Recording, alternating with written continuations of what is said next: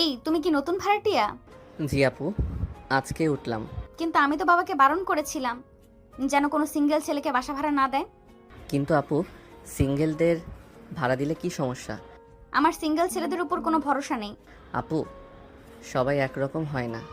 আচ্ছা, নিজে যদি এতই ভালো হও তাহলে বলো, বিয়ে হয়তো করো নাই তাই বউ নাই, কিন্তু বাবা মাকে সাথে রাখলে কি সমস্যা? যদি সেই বাবা মা দুনিয়াতে না থাকে? নীরব নিচের দিকে তাকিয়ে কথাটি বলে। নিশি নীরবের এমন কথা শুনে তার অনেক কষ্ট হয়। সে নিজেকে অপরাধী মনে করে। সরি, আমি জানতাম না।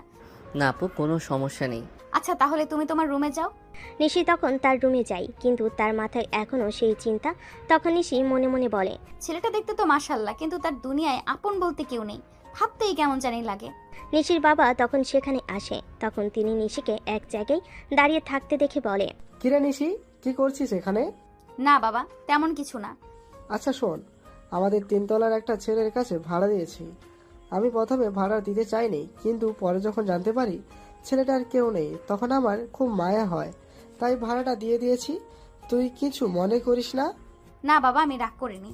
তুমি খুব ভালো করেছো ভাড়া দিয়ে।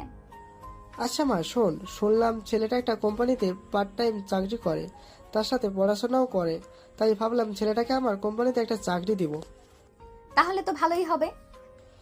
ঠিক আছে, আমি তাহলে ছেলেটাকে বলবো আজকে ওকে আমি আমাদের বাসায় ডিনারে ইনভাইট করেছি, তখন ওকে বলবো। রাত 8টা বাজে। নিচতলার ডাইনিং টেবিল সাজানো হয়েছে বিশেষভাবে। নিশি আয়নার সামনে দাঁড়িয়ে, চুলে হালকা খোপা, মুখে হালকা সাজ।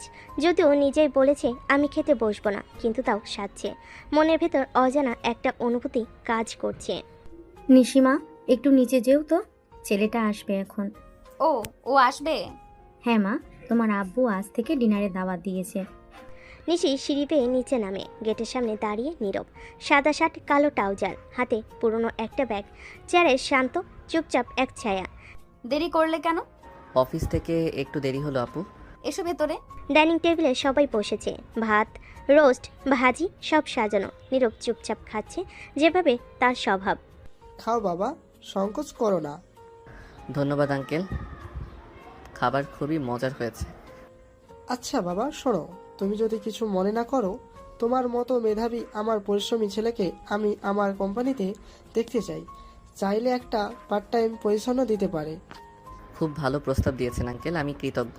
তবে তবে আমি নিজের জায়গা নিজেই তৈরি করতে চাই। কেউ যদি কাছের হয়ে যায়, তখন যেন সেটা আমার জন্য সুযোগের রাস্তা না হয়ে দাঁড়ায়। এই ভয়টা আমার সব সময় কাজ করে। বাহ,